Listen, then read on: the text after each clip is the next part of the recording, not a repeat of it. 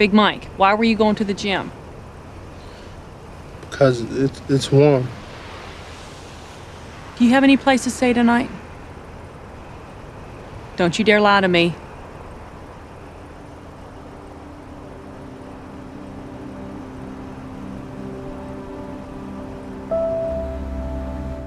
Hello, I'm Maude Garrett and welcome back to another episode of RT Essentials. Today we are counting down the greatest portrayals of real-life people in movie history, based on what critics and fans like you had to say on Rotten Tomatoes. And speaking as someone who plays a real person on camera all the time, let me assure you, it is not as easy as it looks. Granted, I am playing myself. I'm not really acting, I'm just telling you about classic movies, but it can get a little toasty under these lights, okay? Let's get onto the list. Jamie Foxx, Ray. That's a B flat, C7, scale it up and triple it off the back end. Yeah, that's it. Ray, what did I tell you about cooking in the dark? Are you trying to burn the house down? Think about it, Marlene. What do I need the light for? Well, you don't need to be cooking anyway. We brought you takeout from Oscars. Jamie Foxx took home the Oscar for Best Actor for his role as Ray Charles in the 2004 film Ray, portraying the legendary R&B musician from the years 1948 when he was just 17 all the way up to 1965. Before making the film in 2002, Foxx had a chance to spend some time with the real Ray Charles. They even played some piano together, with Ray kinda testing out Jamie's skills and making him keep up with some complicated Thelonious Monk songs. Eventually, Ray stood up and said, "The kid's got it," giving Foxx the confidence he needed to pull off the performance. After that initial meeting, though, the actor chose not to spend much more time with the real Ray Charles. He was afraid of getting to know the 73-year-old version of the man and playing that guy instead of his younger self. Possibly lots of talk about soup and naps in that version, but how cool are naps? Relax, Ray, relax.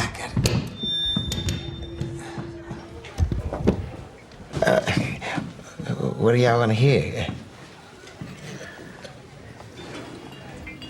How about a little Nat King Cole?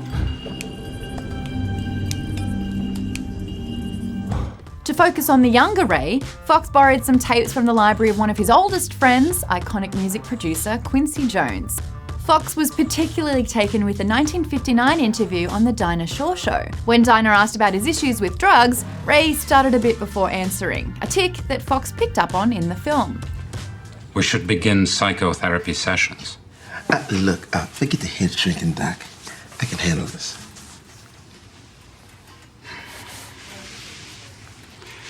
Mr. Charles, you're not the first celebrity junkie I've treated. Junkie, what are you... To get into the mindset of a blind man, he also wore prosthetic eyepieces that rendered him sightless for 12 to 14 hours a day and studied Braille. At first, the use of the prosthetics gave him panic attacks, making him feel shut off from the world and claustrophobic, but he got used to it over time. More painful, I'm sure, was the fact that his co-stars would sometimes forget that he couldn't see and abandon him at the lunch table with no way to get back to set. That or it was a bit personal. Joaquin Phoenix, Walk the Line.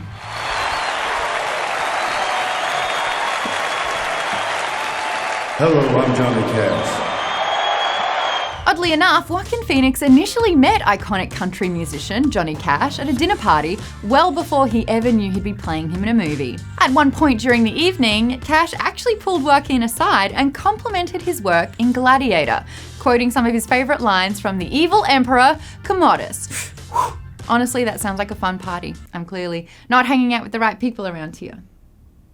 Phoenix and Reese Witherspoon, who plays Cash's wife June in Walk the Line, do all of their own singing and even learned how to play their characters' signature instruments. Phoenix wasn't initially sure that he wanted to do his own singing, but agreed to at least give it a try on the insistence of the director, James Mangold.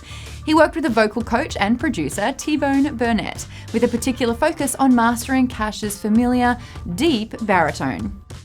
You're not? You got somebody to do that for you, John. You got a wife somewhere, you remember that? What if I didn't? There's too many ifs in that sentence. Only one, actually. There's only one if in that sentence, June. During an appearance on Conan O'Brien's show, Phoenix described the process and the vocal exercises he was asked to do as painfully awkward and embarrassing. He remained so uncertain that he could portray Cash's voice, his backing band learned to play 2 versions of each featured song. One is Cash's original key and one in a higher key for Joaquin Phoenix. Eventually though, the actor was able to make the adjustment, and the versions you hear in the movie are the original songs, just as Johnny Cash performed them. Here he is, Mr. Johnny Cash. Hi folks, I'm Johnny Cash. What about that June Carter? Ain't she a sweetheart? I got stripes, I got stripes. Phoenix was Oscar nominated for his role in Walk the Line, but he didn't walk away with the win. He wouldn't reach the podium until Joker in 2020. The soundtrack though, which featured Joaquin performing Cash's vocals, won a Grammy. So he's still working with a solid GO, the Grammy and the Oscar at this point, just waiting on that E and the T. Maybe Joker gets a spin-off series and a Broadway musical.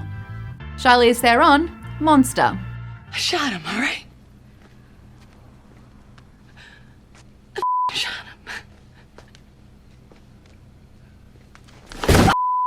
Yappy now! You're heavy. I'm sorry to let you down, all right?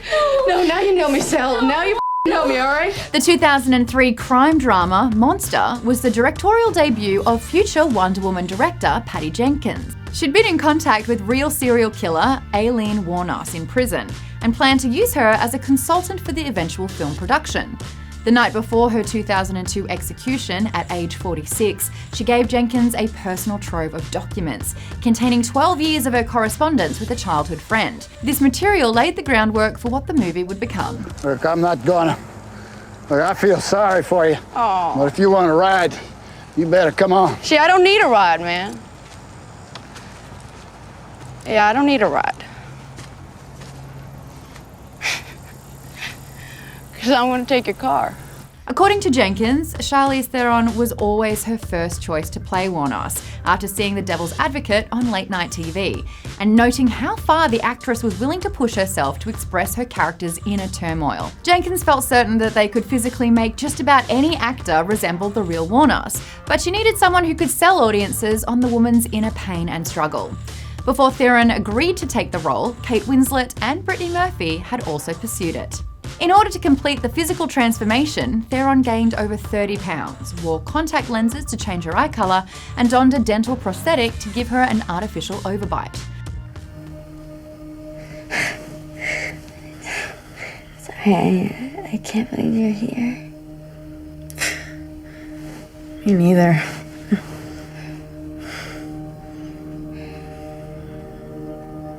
Monster premiered at the Berlin Film Festival, and Theron picked up the Silver Bear Prize for Best Actress. This was just the first of many, many awards she'd take home for the film, including the Golden Globe, the SAG Award, the Independent Spirit Award, the National Board of Review and National Society of Film Critics Award, and of course, the Oscar for Best Actress. At the time, Roger Ebert called it one of the greatest performances in the history of cinema, which is like the equivalent of what, like 8, 9 thumbs up? We only have 2, that's like a lot of thumbs. Ben Kingsley, GANDHI. We will need another place set for Mr. Walker's driver. I will tell Tara.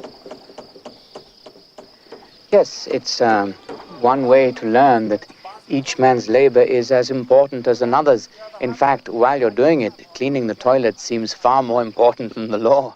The epic 1982 film GANDHI runs 3.5 hours in length and traces the Indian activist and leader's life from his arrival as a young lawyer in South Africa in 1893 through his assassination at age 79 in 1948.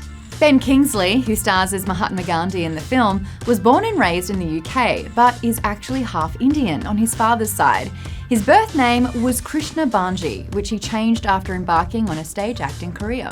Mohandas K. Gandhi, attorney at law. I'm on my way to Pretoria to conduct a case for an Indian trading firm. Didn't you hear me? There are no coloured attorneys in South Africa. Sir, I was called to the bar in London and enrolled at the High Court of Chancery. I am, therefore, an attorney. When Kingsley and director Richard Attenborough first discussed collaborating on the film, they watched about 4 hours of newsreel footage of the real Gandhi together in a movie theatre. Kingsley wasn't sure he could pull off a performance of such an iconic and world-famous figure, and took a lot of convincing from Attenborough before agreeing to take the role. He later compared the project to climbing a mountain. Staring up at the entire cliffside makes it seem impossible, but you can do it if you just focus on scaling the rocks right in front of your face.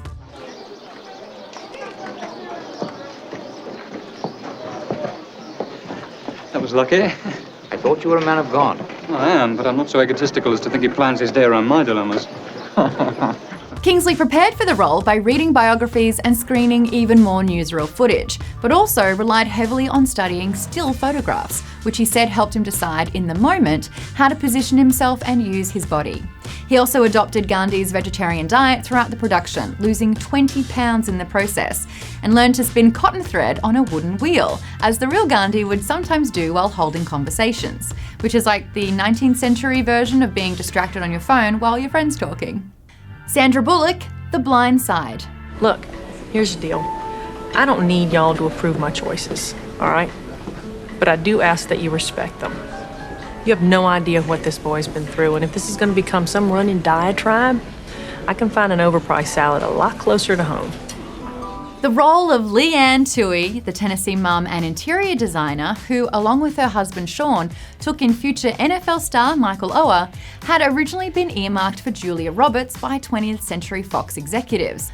Ultimately, Roberts and director John Lee Hancock couldn't work out the timing together, and the project went into limbo for several months until Sandra Bullock came on board.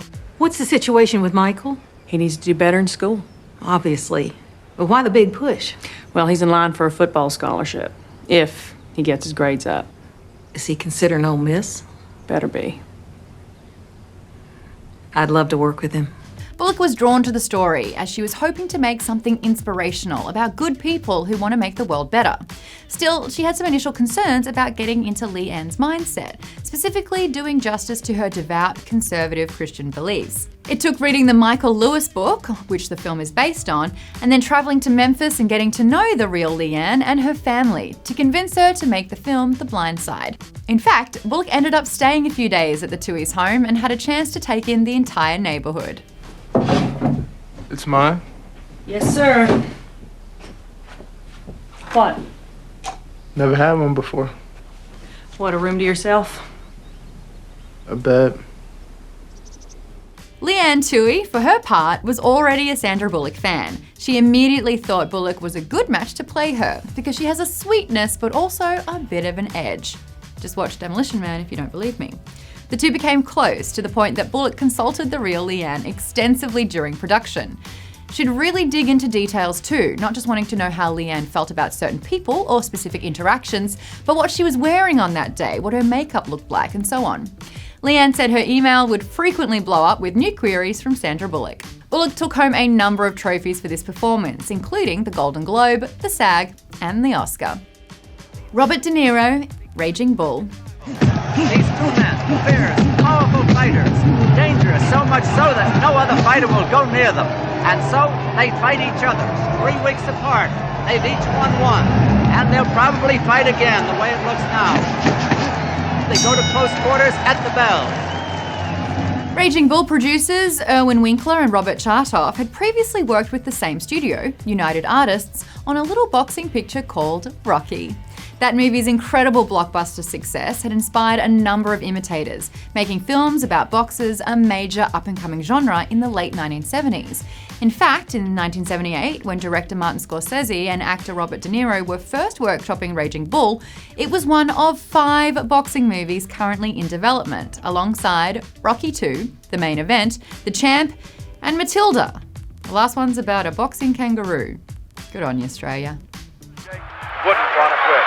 He wanted to go. Hey, Ray. Never went down, Ray. You never got me down, Ray. You hear me? Never got me down. Yeah? See, look. Original screenwriter Mardik Martin adapted the story from fighter Jake LaMotta's own 1970 memoir called Raging Bull, My Story, and had even spent a few days living with LaMotta's ex-wife Vicky in Florida to pick her brain about her memories.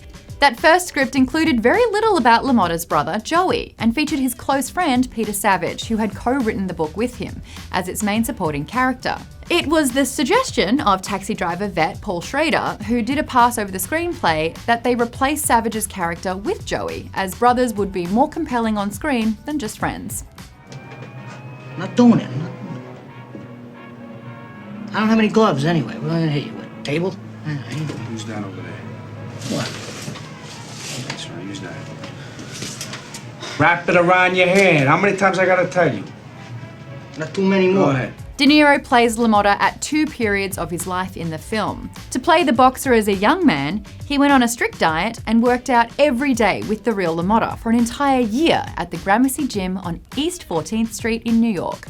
LaMotta estimated that they boxed a total of about 1,000 rounds together. To play the older, more out-of-shape LaMotta, De Niro took a 4-month break and ate his way through some of the finest restaurants in France, going from 160 to 215 pounds. Scorsese became worried about the impact on the star's body and health after noting that his breathing became heavier. But he's all right, folks. He is still going strong, meeting those FOXX after all these years. Forrest Whitaker, the last king of Scotland. You took my gun. Yeah. Who are you? Nicholas. I'm Dr. Nicholas Garrigan. I work at the medical compound in Magambo. I'm a doctor. You are British. Well, I'm Scottish. Yeah, I'm Scottish. Scottish? Yeah. Why didn't you say so? It's important to note that while Ugandan President Idi Amin was a very real historical figure, the movie, The Last King of Scotland, is based on a 1998 novel by author Giles Foden and is not actual history. Foden actually says his book is influenced both by the real Idi Amin and Shakespeare's Macbeth. Pull him up. Utaye, Jew Zaidi. Smamisha Yongwa.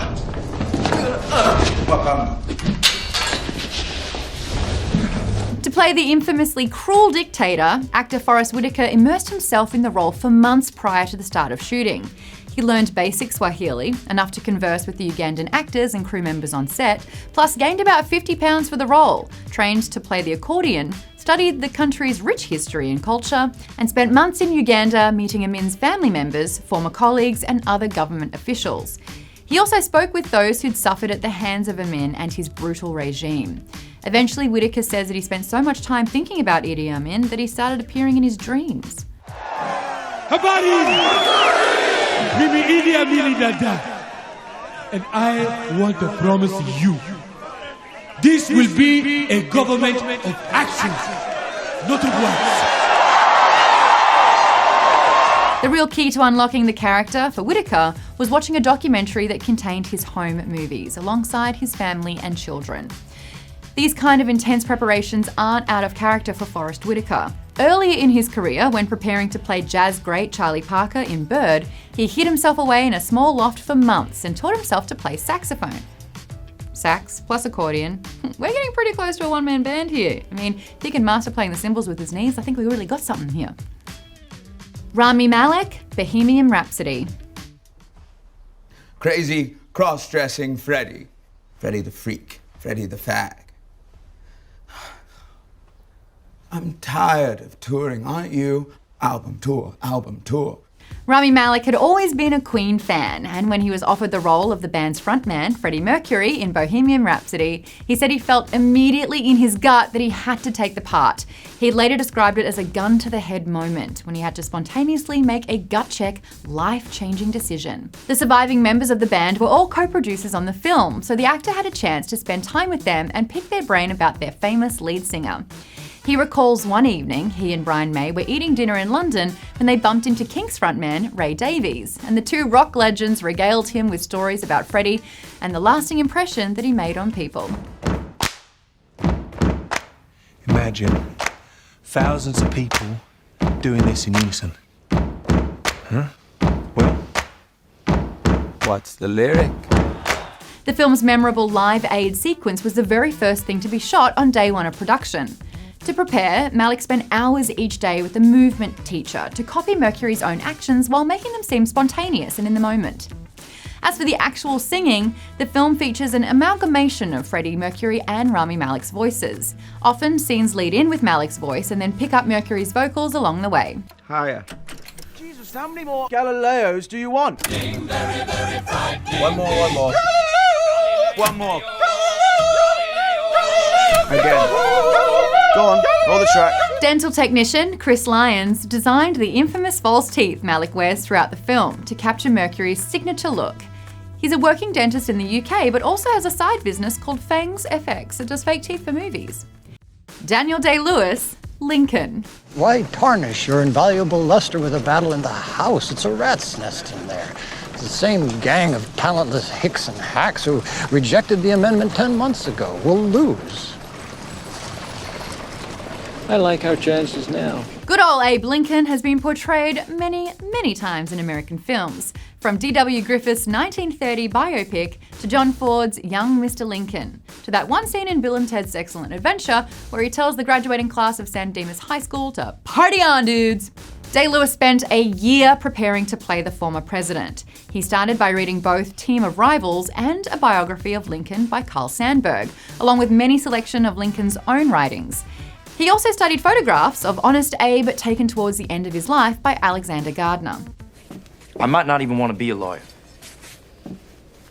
It's a sturdy profession. And a useful one. Yes, and I want to be useful, but now, not afterwards. I ain't wearing them things, Mr. Slade. They never fit right. Even though there are no actual Lincoln audio recordings in existence, we typically think of the man as having a very deep baritone, probably because of his fame as an orator. But Day-Lewis found some research indicating that he actually had a higher-pitched voice in reality, and also read studies that indicated that higher-pitched voices actually carry better in large crowds. He said coming up with Lincoln's voice and being able to hear it was what unlocked the entire role for him. Things which are equal to the same thing are equal to each other. That's a rule of mathematical reasoning. It's true because it works. Has done and always will do.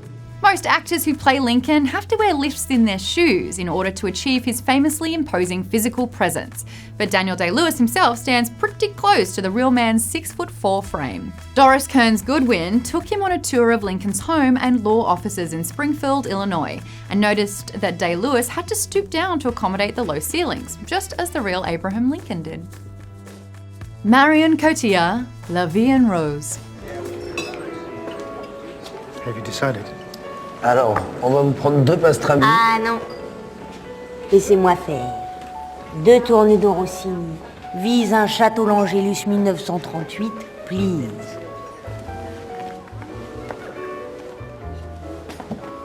Vous devez mourir de faim. J'aime mieux ça que de manger du chien bouilli.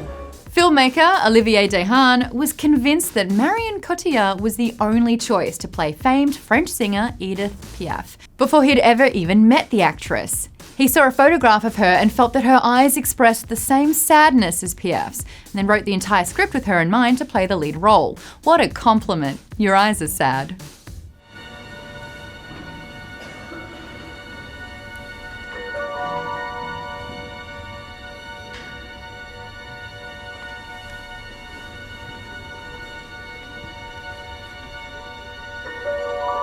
What do you know? The filmmaker was right all along. Cotillard won the Best Actress Oscar for her turn as Piaf in La Vie en Rose, taking home the first ever Academy Award for a French language performance. She also won the Golden Globe and the praise of famed British theatre director Trevor Nunn, who called this one of the greatest performances in the history of film.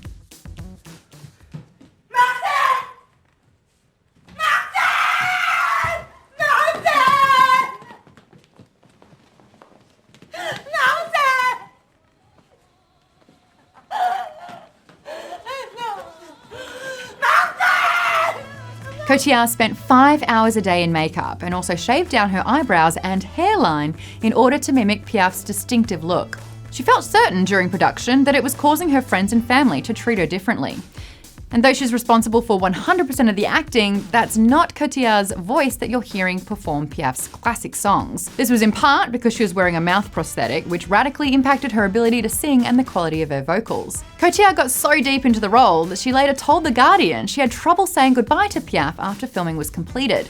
It took her 8 months to feel entirely free of the character, and that was only after she travelled the world, took part in a number of shamanic ceremonies, and even had, this is true, an exorcism performed to release Piaf's spirit. And he thought acting was just playing pretend and hanging out in a trailer all day. Oh, come on. Well, there they are, folks, among the greatest performances of all time, featuring some of those rare occasions where beloved celebrities actually disappear, and in their place, infamous or iconic figures from the past re-emerge. Keep it here on Rotten Tomatoes for lots more fun and fast-paced glimpses into our shared cinematic legacy. And now, if you'll excuse me, I've got to get some of these prosthetics off. It is really draining to play a real person, even if it is myself. That's what I've learned today.